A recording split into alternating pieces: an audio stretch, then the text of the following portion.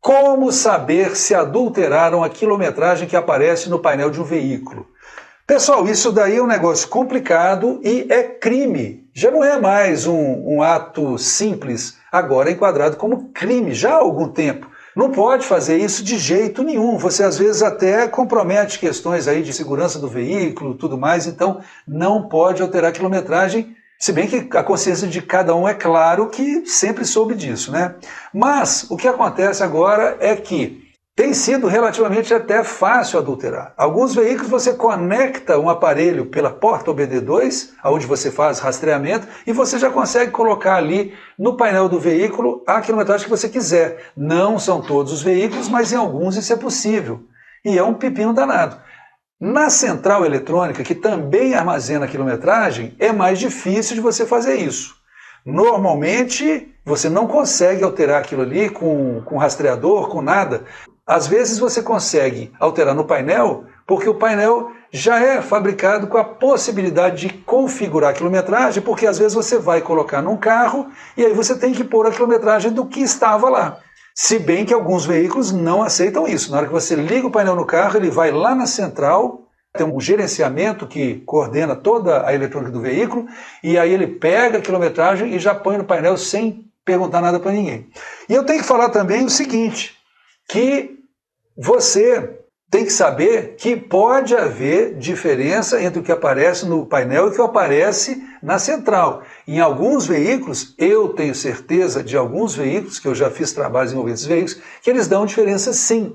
Não costuma ser tão grande nos casos que eu peguei, mas o contador de quilometragem que aparece na central de alguns veículos, ele é independente do contador do painel. Então, conforme você anda com o carro em marchas reduzidas, em trânsito lento, urbano, ele pode chegar a uma contagem diferente da que está lá no painel do velocímetro.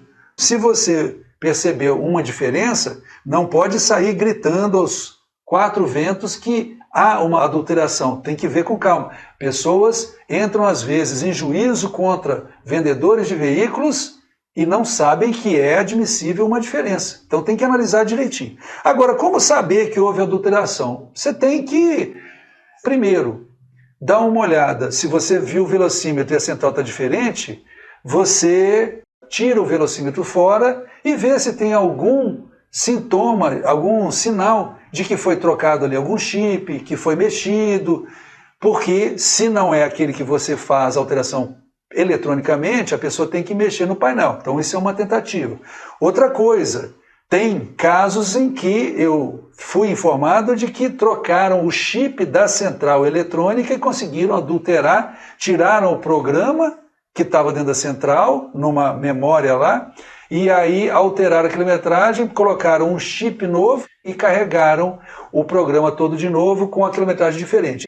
Aí você vai ver se tem sinais de que a central foi violada, coisas assim. Agora, tem uma coisa que eu tenho que dizer o seguinte, eu prefiro um veículo com alta quilometragem, que recebeu toda a manutenção e cuidado, do que um veículo de baixa quilometragem que tomou uma pancada enorme, teve um acidente gravíssimo, ou que não foi feita manutenção. O carro foi só usado e foram só detonando o veículo e deram uma arrumadinha para vender. Então não fique achando que o mais importante é a quilometragem, não. O mais importante é o histórico, é o estado do carro, mesmo porque mecânica sempre tem conserto. Você tem que ver o carro no geral se ele está bacana.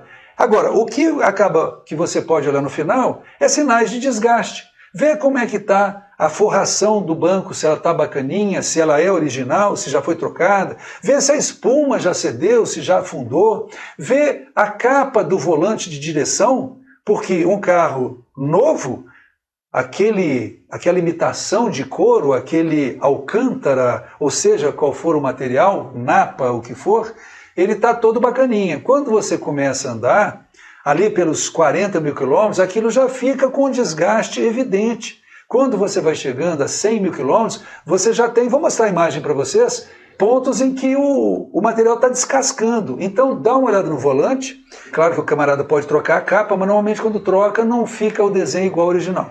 Vê também como é que estão ali as borrachas dos pedais, porque acaba gastando de tanto usar o carro no mesmo sistema. 40 mil quilômetros você já percebe um desgaste. e 100 mil quilômetros o desgaste é evidente. Aí você interpola isso daí.